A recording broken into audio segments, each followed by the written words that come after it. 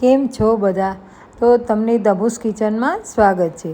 તો આજે આપણે છે ડુંગળીના ખારિયા બનાવવા જઈ રહ્યા છીએ. તો આ ખારિયામાં શું શું ધ્યાન રાખવું એ તમને હું આ વિડીયોમાં જણાવું છું. અને ચોમાસું છે અને અત્યારે અમારે વરસાદ વરસી રહ્યો છે, એટલે અમે ભજીયાને બદલે એમ થયું કે ચાલો આજે ડુંગળીનું એટલે કે ખારિયાનું શાક કરી નાખીએ, જેને ડુંગળીનું શાક પણ કહેવામાં આવે છે અને ખારિયાનું પણ કહેવાય છે. આપણે છે ને ડુંગળીનું શાક કરવાનું છે. ડુંગળીનું શાક કહેવાય, ડુંગળીના ખારિયા કહેવાય. તો આપણે છે તો આને કહેવાય પીળી પત્તી. આ ડુંગળી છે એને પીળી પત્તી કહેવાય, કે ખૂબ જ સારી માનવામાં આવે છે, જે બગડે પણ ઓછી. તો પીળી પત્તી ડુંગળી લઈ લીધી છે. એટલે અત્યારે હું તમને બતાવી રહી છું, પણ મેં સુધારી લીધી છે. આ ડુંગળી છે 10થી 15 નંગ સુધારી છે. અને આ ડુંગળીને આપણે આવી રીતે લાંબી થોડી ચીરી નાની મોટી કરી અને સુધારવાની છે. અને તેને વઘારીશું. ઘણા તેને ખારિયા પણ કહે છે, ડુંગળીનું ખારિયું કહેવાય છે અને ડુંગળીનું શાક પણ કહેવામાં આવે છે. તો ચાલો આપણે બનાવીએ ડુંગળીનું ખારિયું એટલે કે ડુંગળીનું શાક. તો હવે આપણે ગેસ ચાલુ કરી દીધો છે અને તેની ઉપર એક કઢાઈ પણ મૂકી દીધી છે. તો હવે આપણે એમાં તેલ ઉમેરીશું. ડુંગળીમાં તેલ છે ને થોડું વધારે ઉમેરવાનું.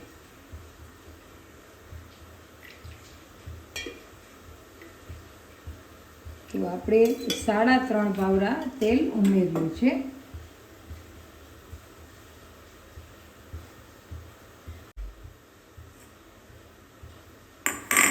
હવે તેલ ગરમ થઈ જાય એટલે આપણે તેમાં એક ચપટી રાઈ નાખીશું અને ત્યારબાદ આપણે તેમાં જીરું નાખીશું.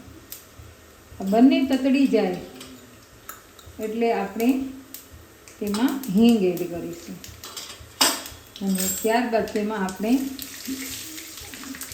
જે લસણની કળી છે તે ઝીણી ઝીણી સમારેલી છે તે નાખીશું. હવે ત્યારબાદ આપણે જે ડુંગળી સમારેલી છે ને તે ડુંગળી એડ કરી દઈશું.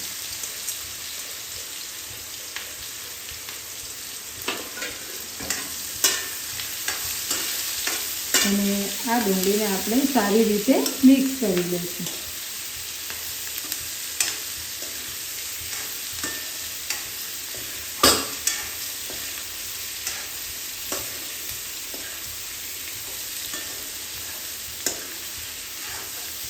અને પછી ડુંગળીને આપણે ચડવા દઈશું.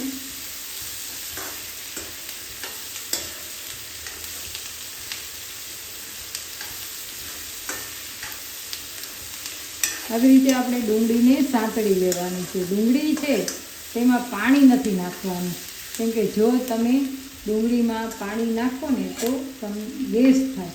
એટલે ડુંગળી અને પાણી બે સાથે મિક્સ સારું નહીં.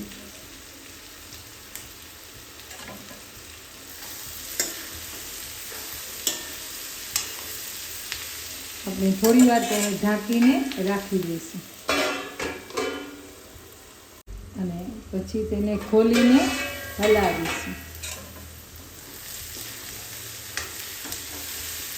ડુંગળી છે એ ટ્રાન્સફર થઈ જાય ને ત્યાં સુધી એને ચડવા દેવાની છે. હવે આપણે તેમાં ટમેટાં છે, એક ટમેટું મેં ઝીણું ઝીણું સુધારેલું છે. તમારે ટમેટાં નાખવા હોય તો પણ નાખી શકો અને ના નાખવા હોય તો પણ ના નખાય. હવે તેમાં હું ખાંડ નાખું છું, કેમ કે અમારે ગળ્યું વધારે જોઈએ એટલે.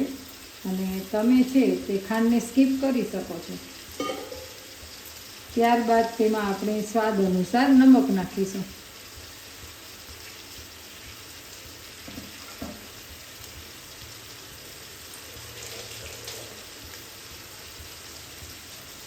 ત્યારબાદ આ બધું જ આપણે મિક્સ કરી દઈશું.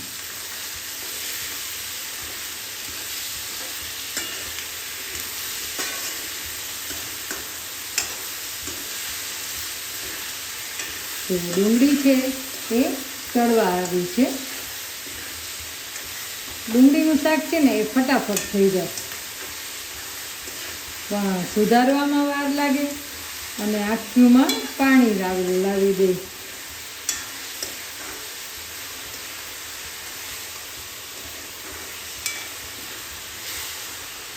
હવે આપણે તેને થોડી વાર ઢાંકીને રાખી દઈશું. અને એની ઉપર જરાક પાણી મૂકશું. બાકી પાણી મૂકવાની કંઈ જરૂર તો નથી, પણ હું મૂકી દઉં છું. તો હવે આપણે જોઈ લેશું.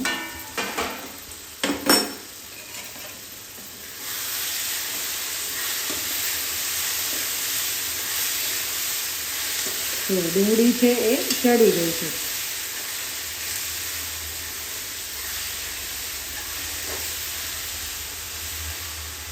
હવે આપણે તેમાં લાલ મરચું પાવડર,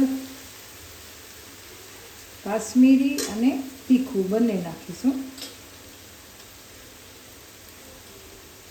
અને ત્યારબાદ હળદર.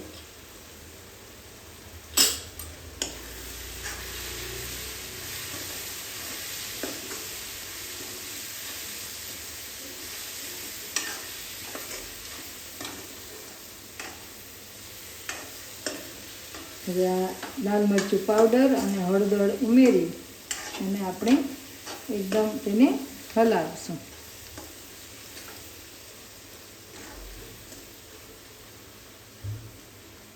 જો આપણું ડુંગળીનું શાક છે એ એકદમ તૈયાર થઈ ગયું છે. તો ખાસ યાદ રાખવું કે ડુંગળીના ખારિયા બનાવતી વખતે ડુંગળીમાં પાણી જરા પણ નાખવાનું નથી.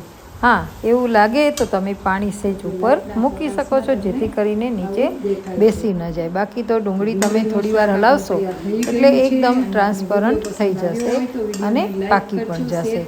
તો તમને આ વિડીયો કેવો લાગ્યો એ ચોક્કસથી કમેન્ટમાં જણાવજો અને ફ્રેન્ડ્સ ફેમિલીમાં શેર કરજો અને સબસ્ક્રાઈબ કરી દેજો. આવજો, ફરી મળીશું.